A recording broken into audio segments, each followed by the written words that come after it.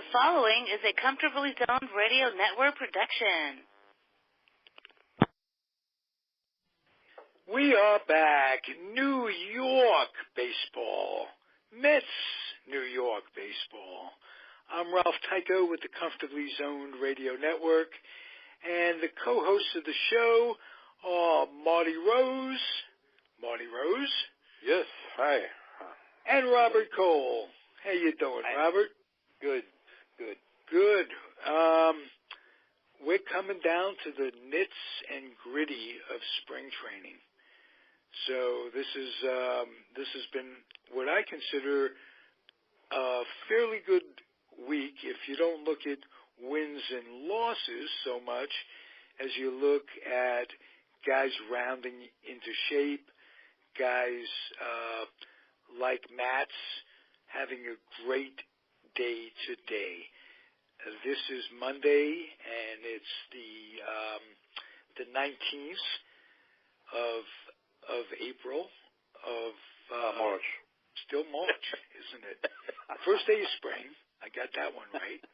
And I want to put it into perspective because this is a day that it excited me a great deal.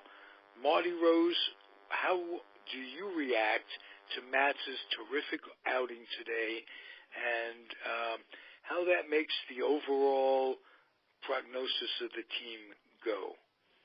Oh, yeah, very, very important today. And, for those who didn't follow the game that closely, the Astros started their A lineup today, all their regulars. So Mats with 9 strikeouts and no walks in 6 innings. And I believe... It's a world championship team. I believe 5 hits and 2 runs. So, yeah, he gave up 2 runs in, I think, the second inning. But, he hasn't looked this good in a long, long time. So, very promising. Very good. Very promising. I was about ready to make him into Richard Ankiel. And all of a sudden... You had mentioned that. If I mention somebody and I think he's doing bad, he'll do good to spite me. If I think he's doing good, he'll do bad to spite me. So I take this fandom stuff very, very personally.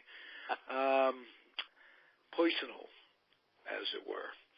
Of course, they did score 0 runs. I'm excited by the idea. If you get a 4th starter that you can depend on, and Harvey's come back has been this short of a miracle, really. He's coming back from serious injuries.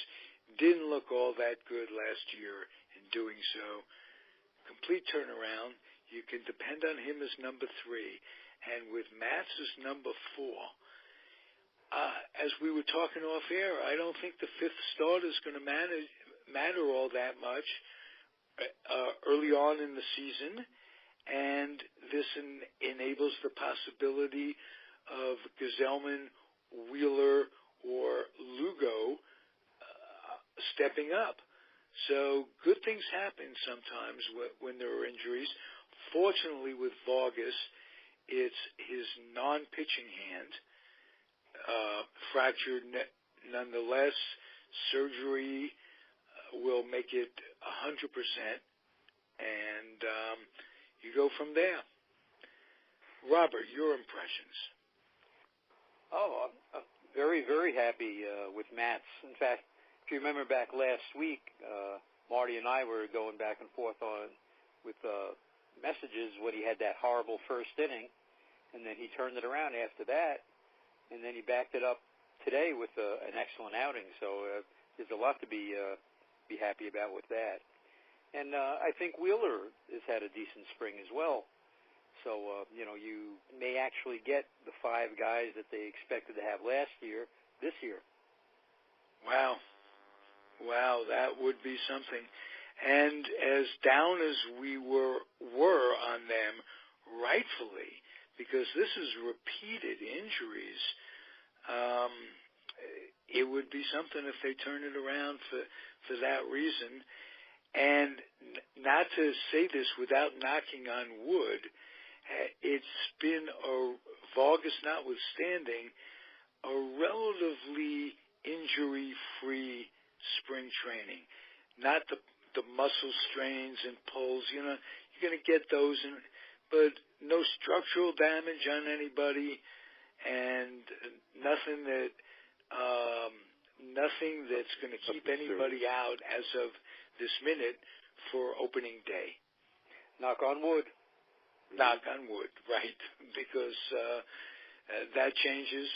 I remember I got off the air with you guys and went right to the internet and a few weeks ago and found out that Frazier was a Met, and that changed everything along the lines of what we were talking about on the show, of having that extra bat in there that makes pitching to anyone more dangerous for the pitcher. Bruce, Cespedes, I don't know about Gonzalez. You guys are going to have to tell me. Marty already told me what he thinks. He's not too high on Gonzalez, chances of Gonzalez coming through. How do you feel, Robert? Well, I think the last couple of games his bat is starting to look better. He's hit a couple of decent line drives. With a veteran like that, you really have to go first couple of weeks of the season. Can't really read too much. Everybody says he's in excellent shape. He's been playing really well in the field, which right now is a big thing because, you have a young shortstop and you want to have a guy at first base that'll save him some errors. So absolutely. I'm kind of taking a wait-and-see attitude. Hopefully his bat will come around. But, his veteran leadership perhaps will overshadow that a little bit in the beginning at least. Yeah, until he gets going. And then after a while, you go as far as you can with him. There hasn't been any days where he's had to take off because of any kind of recurring back problem that hindered him with the Dodgers. No, but he's got some kind of routine that he has to go through, like David Wright was doing, like before every game. Right. He has some kind of regimen that he has to go through every before every game to make sure he can play. So, hope that doesn't get any worse. That's all. Let's hope so. But as Marty pointed out to me today, Flores is the ace in the hole because he can be the guy they stuck with and who pans out, whereas they gave up on Murphy, on Red, and it's horrible when you see a player that you brought up or you spent a lot of time and or money with turn out great somewhere else. So that would be something. He was almost traded. He took him off the field to trade him, if I'm not right. I remember that. Mistaken. Then he stayed in and hit a home run. Right. Yeah. Just to show him that day. And he showed me, take it for what it's worth. Kid comes here as a young kid. His only family, foreign country, are his teammates, guys he came up with. He's in the organization. He was emotional. He got good vibes from that and bad vibes from that. There's no crying in baseball. Yet I like to see a guy who puts his emotions out there. It makes me think he cares. And with that said, he'll make a great hero someday, if and when. Yeah. He'll be a Met legend if and when. So. And he's also now playing the outfield. That's good insurance at first. Am I correct, guys? Yep. And he's also playing the outfield now a little bit too. So. Yeah. Yeah. Yesterday they have Reyes out in the outfield a little bit too. I have not seen a race in a game yet. I mean, they said they spoke about it. Yeah, I don't think I've seen him out there either. But Flores has been out there a couple of times now. Yeah.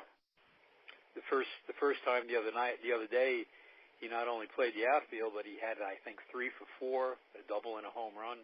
Mm-hmm. Now, I'm assuming a corner position. Yeah, it was left. Yes. Okay. Mm-hmm. All right. And good news on Conforto's progression towards coming back. May 1st looks like it's realistic, not just one of those dates that, well, we'll talk about it May 1st, or when it comes up, it's extended again. He's actually taking some batting practices, either that or B games. He actually played. He played in the minor league game the other day. Oh, he did? Actually, okay. Yes, he did, yeah. Nice. So, that's no problems. And Nemo's feeling up big in his absence. Another guy with a good attitude, likes playing the game, and it shows through, and it's fun to root for. You know, some guys are, some guys aren't. He's one of those that's fun to root for. Catching, it hasn't been fun, but I've had no reason to root for them of late, and all of a sudden, Pilecki is looking good in spring training, and I'm talking with the bat, but more importantly, Marty, tell me about what you texted me about a game that he had today. Yeah, he threw out a very fast runner trying to steal third. I believe it was the 8th inning today, and then like 2 batters later, he picked the guy off first base. He just fired it down there, and yeah. So he had two assists in 1 inning. So in 1 inning, we haven't heard that. I listen to a lot of Met baseball games. Yeah, and I haven't heard that in a long, long time from a catcher. No. So that. Yeah, I really think he's gonna. I really think he's gonna get half the time with Darno this year. I think it's going to be something like that even. pushes the other guy too. So if not consciously, subconsciously, a guy's going to try to earn his amount. I mean, all these guys are based on competition. They're world-class athletes. They don't want to lose those at-bats. So they might try just a little harder, try a little more concentration. I think Darno's had a decent spring also, hitting-wise. Yes, anyway. he has. Yeah. But the thing with Darno, when he is healthy, he's been a good hitter historically. He had a bad year a couple of years ago, not as bad last year, but before that he showed promise until he got hurt. I remember the game he got hurt in because Blevins got hurt in the same game, and I thought, wow, this is not a good omen.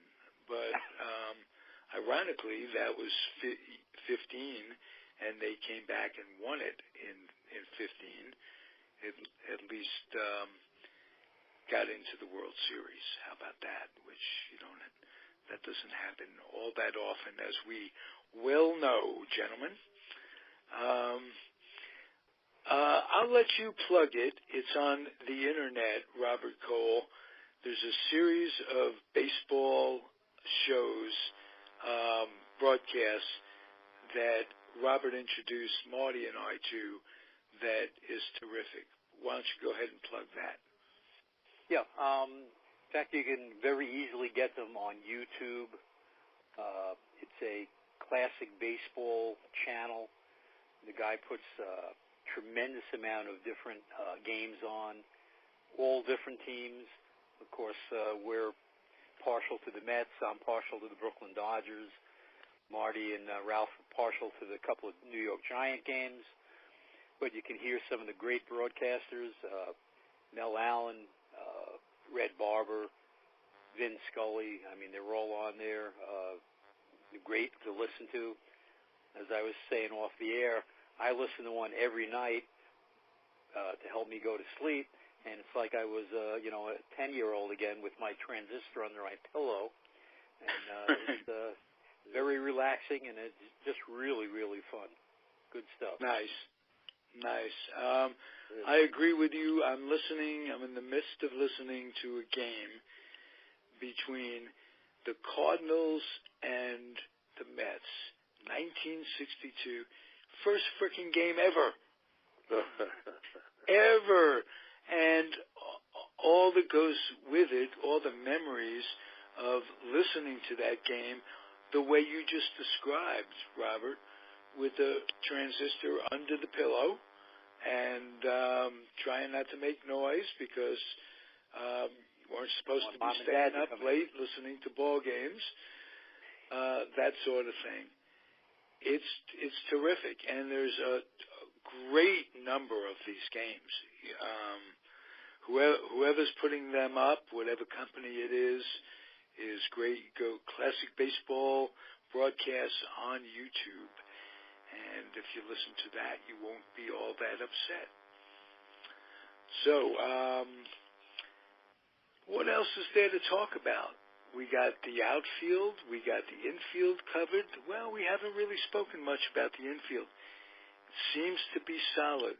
Is Cabrera going to be happy at second base? And is second base going to be happy with Cabrera? Start with you, Marty. Well, I think early in the off season, he came out and said that he would rather play second base. So, yeah, he did say that. Yeah. Okay. Which I guess led them to, make the deal for Frazier. So, I think he'll be fine there. Originally I think when they wanted to take him off short and put him on third last year, he balked. I don't know if that was just a gut reaction or, it took him a while to realize, hey, if you're going to stay in this game, you better make them happy by playing all over wherever they want to play, because with your salary, they could always go young. Let's put it. Yeah, well, he had to realize that he's lost a step at shortstop, and they had a young kid that was going to be there next year. So, like you said, if he wanted the Mets to pick up that $8 million option, which now looks like a lot compared to what other guys are getting, then he'd be very happy playing second base right now. So, yeah. Now, isn't this a turnaround in baseball, the bottom kind of dropping out of the market? If you can say $8 million, or looks like a lot, which you mean a guy like that might have signed, like Walker, for instance, I think he signed for $5. $5 or even $4. It's ridiculous. I don't get it. $4. Yeah. Yeah, Walker signed for $4 with the Yankees. Now, he had been out there for quite a bit. I mean, in limbo. I believe he said he never got any other offers. Really? So, yeah. Oh. Well, when you got a injury history, and you get into a certain age, let's face it, teams aren't going to be knocking your door down. So, he took what he could get. That was it. Well, I know the Mets were considering, I don't know if they probably didn't now that you say what he says, they were considering offering him money. I think it was the number of years that he was balking at. He was asking for 2-3 years, if I'm not mistaken. He wasn't asking for a one year deal. Well, yeah, none of them were. I mean, a lot of them have had to settle for that. But also, he was miffed with the Mets over, last year, and he put out vibes that he was not interested in the Mets. So I think they kind of went in a different direction when they started hearing that. Well, offensively, I'm glad they did. You just have a guy who's used to playing on one side of the infield. I know there's more to it than that. The ball comes off the bat at a different angle. You got the double play pivot to consider, and I'm sure these guys have been working on the double play pivot with him. But you guys must remember when they talk about a double play combo working for years and years to get good together. The Aparicios and Foxes, the Al Dark and Eddie Stankies, that, all through baseball, whatever it was, Reese and Robinson, it used to take, they were paying a lot more attention to the skills and developing the skills in those days than just relying on the talent that these guys have, the intrinsic acrobatic talent. It will probably win out. I mean,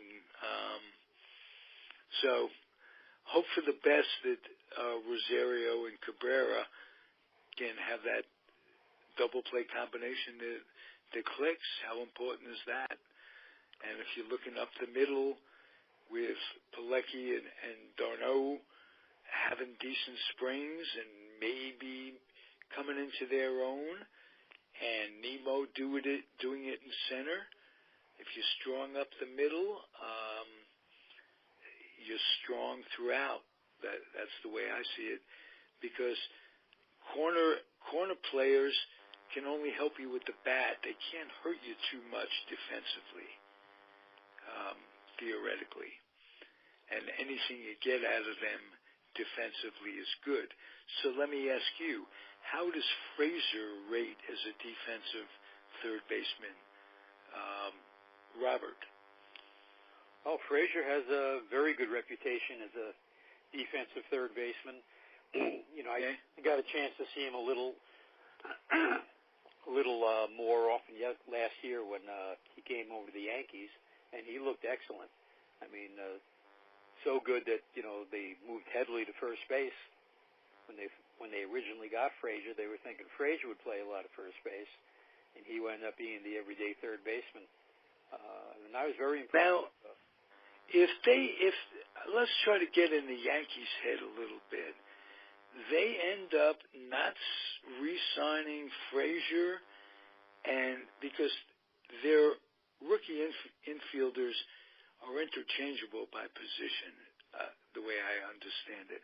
If you didn't sign Walker and sign Frazier, if you're the Yankees, one of those guys would have played second base, and you only would be taking a risk of having one rookie in the infield. My question is that from the Yankees standpoint, it seems to me they would have been better off with Frazier and Walker somewhere else. Not that I'm complaining. Again, good fortune comes your way in all different ways. Some of it not expected particularly. This wouldn't have been expected if you think about it, because he liked being in New York, and maybe he pissed somebody off in the Yankee organization. No, it was simply the number of years. If Frazier would have been willing to sign 1-year contract with the Yankees, they would have signed him immediately. But he was looking for at least 2 years. The Yankees would not go more than 1 year, and that's why he's with the Mets now. But okay, the Mets only gave him one? No, they gave him two. Oh, they gave him two. Okay. Yeah. Okay. A risk well worth taking. Yep.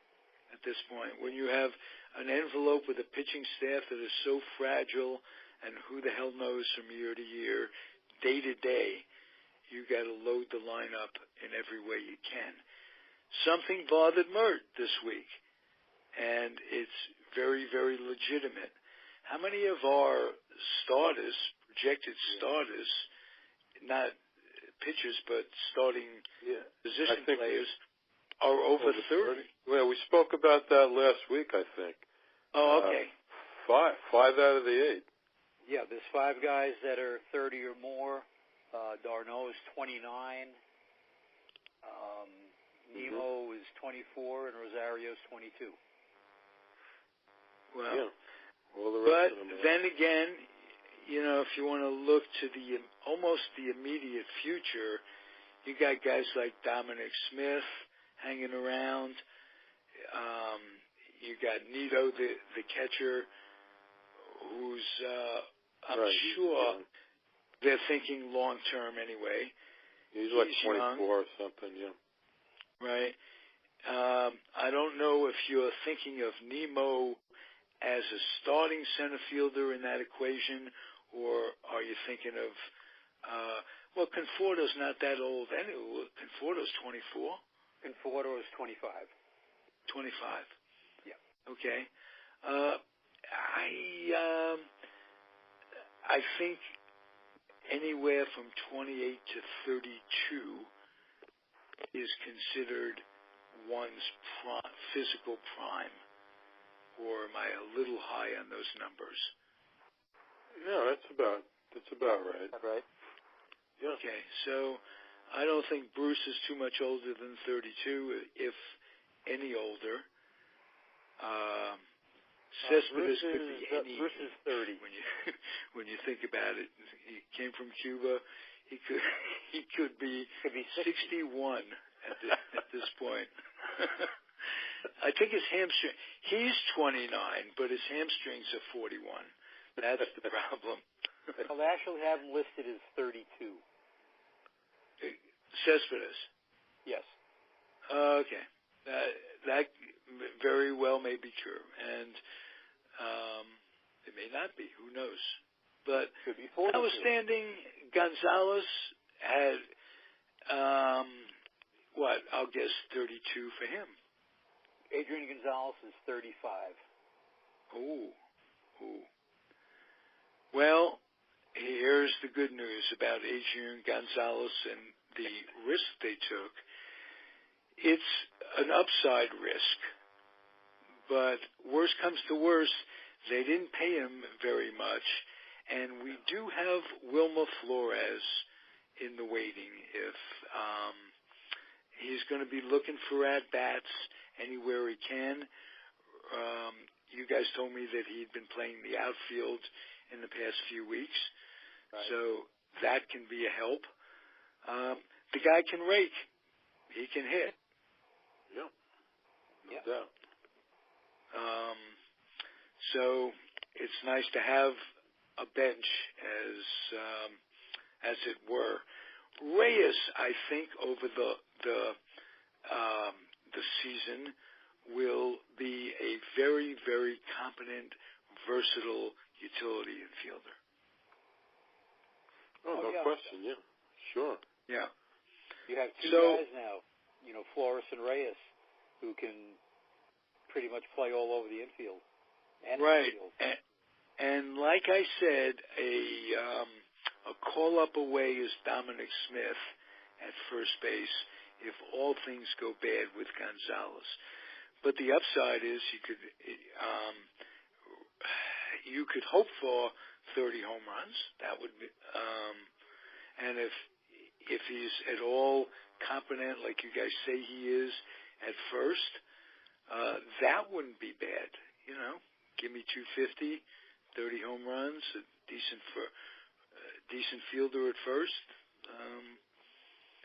And don't forget so again, I'll ask you an over revised, over and under, and it might not even be revised. Start with you, Marty. God. Well, I was saying 84, and I don't know. You change your mind based on what you see one day, and then the next day, and I guess for the last week, things have looked better from the starting pitching, more solid, more good outings. So I'm the bullpen. I'm a little worried about the bullpen depth, but I think right now I guess I got to stick to the 84. Okay, I'll go with that. Robert. I believe I said 86 to 88, and I'll stay with that right now. Okay. I'll go 80. I'll go the 88. I'll put that one solid. I can't go 89. But then again, Don Pardo's not coming down and offering us. Well, he won 89. It was one over the actual number. Here's $5,000. That's not happening, so it doesn't really. But I would say 88. Everything has to go right for that. Yeah, of course. But wow, no did you think that you'd have, as we talked about off the air a little bit, the 5 pitchers from last year that are to start a year?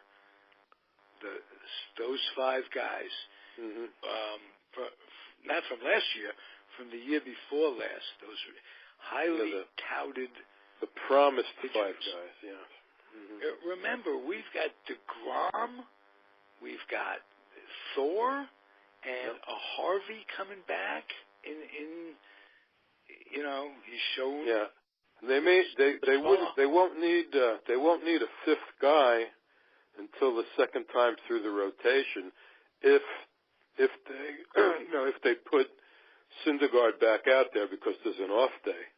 The second day of the season is an off day. So I don't know if they'd give him an extra day's rest and go with Wheeler, or they skip him the first time around. I haven't heard any mention about that yet, but we'll see. Yeah, at least they have an option. Yeah. I'm looking at the Las Vegas numbers, and they have the Mets at 81.5. So it's gone up. It started out as 80.5. Right. Yeah. Okay. So it's gone up to 81.5. All right. Yeah. And they're slow to move. They're not going to move real quick, and make an impression, that sort of thing. Change the number of bettors. That point. Yeah. Well, people anyway, started taking it over. Yeah. Yep. It's going to be an interesting season, and I can't say that I've been as enthused as I am about their healthiness in a long time. Yeah. So far, so good. Witness the fact that I don't think we've had all 5 starters in the go consecutively, all in a year and a half, 2 years. It's been a long time. Right? Sure. So maybe we can get up in the morning and not be disappointed by the injury report. That would be good. Yeah. All right, guys. Terrific show. Thank you for your analyzation. And we'll be back next week, same time, same bat channel. Adios, everybody. Okay. Thanks, Marty. Thanks, Robert.